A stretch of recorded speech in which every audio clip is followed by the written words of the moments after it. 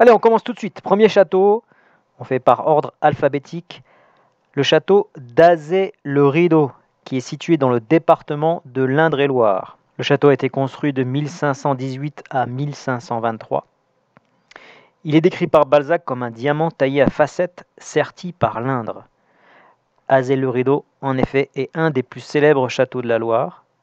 Le centre du bâtiment est désigné par l'entrée monumentale ainsi que par l'escalier d'honneur à rampe droite. Vous allez voir que pour les châteaux de la Loire, on va beaucoup parler d'escalier. Deuxième château, le château d'Amboise. Le château royal d'Amboise est une ancienne résidence du roi de France surplombant la Loire à Amboise dans le département d'Indre-et-Loire. Pendant la Renaissance, il sert de résidence à plusieurs rois, notamment Charles VIII, Louis XII ou encore François Ier. La particularité de ce château, ce sont les deux tours massives qui permettaient aux carrosses et attelages de monter sur la terrasse grâce à des rampes en pente douce. Château numéro 3, le château d'Angers, qui est aussi appelé le château des ducs d'Anjou. Il est situé dans la ville d'Angers, dans le département de Maine-et-Loire, et sa construction a commencé au XIIIe siècle pour s'achever au XVIe siècle.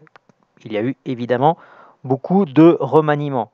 L'aspect général extérieur de la forteresse date presque entièrement de l'époque de Louis IX et évoque de manière monumentale le rôle militaire du château.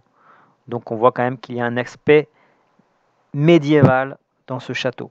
Château numéro 4, le château de Blois. Le château royal de Blois, situé dans le département de Loir-et-Cher, fut la résidence favorite des rois de France à la Renaissance. Le début de la construction du château de Blois date du XIIIe siècle, pour une fin de construction, toujours avec des remaniements évidemment, au XVIIe siècle. Le château de Blois, tel qu'il peut être admiré de nos jours, est constitué de 3 ailes où se mêlent les styles gothique, Renaissance et classique. L'escalier central est un ajout esthétique majeur. Château numéro 5, le château de Chambord, le plus vaste des châteaux de la Loire. Ce château possède en effet 426 pièces. Il est situé dans la commune de Chambord, dans le département de Loir-et-Cher, au cœur du plus grand parc forestier clos d'Europe. Chambord est le seul domaine royal encore intact depuis sa création. Le début de sa construction date de 1519 pour une fin de construction en 1539. Conçu sur le modèle médiéval des châteaux forts avec son enceinte et ses 4 grosses tours d'angle, il est nettement inspiré par le style gothique, notamment pour toutes ces flèches qui sont sur le toit du château. Il est probable que Chambord soit sorti en partie de l'imagination féconde de Léonard de Vinci, notamment pour les escaliers à double hélice. Château numéro 6, le château de Chenonceau. Le château de Chenonceau est un château situé en Touraine, dans le département d'Indre-et-Loire. Il est l'un des fleurons de l'architecture du Val-de-Loire. De par le grand nombre de personnalités féminines qui en ont eu la charge, il est surnommé le château des dames. Le château présente en réalité 2 parties. Un donjon médiéval élevé sur la rive droite du Cher qui fut remanié au XVIe siècle, et un corps de logis Renaissance bâti sur la rivière elle-même, constituant l'essentiel du château. Il y a une galerie à 2 étages qui est longue de 60 mètres et large de 6 mètres. Au rez-de-chaussée, cette galerie comportant 18 fenêtres sert de salle de bal et fut inaugurée en 1577 par Catherine de Médicis. Au premier étage, la galerie est divisée en appartements. Les jardins font bien entendu partie de la beauté de ce château. Château numéro 7, le château de Langeais. Le château de Langeais, reconstruit par Louis XI en 1465, se dresse dans la commune de Langeais, dans le département d'Indre-et-Loire.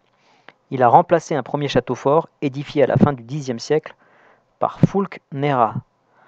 Le château est situé sur un promontoire rocheux, surplombant en rive droite le Val-de-Loire.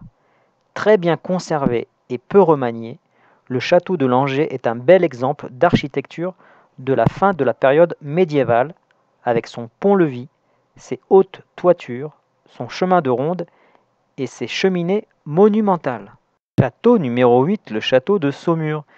J'ai d'ailleurs mis une photo sur ma page Facebook de ce château.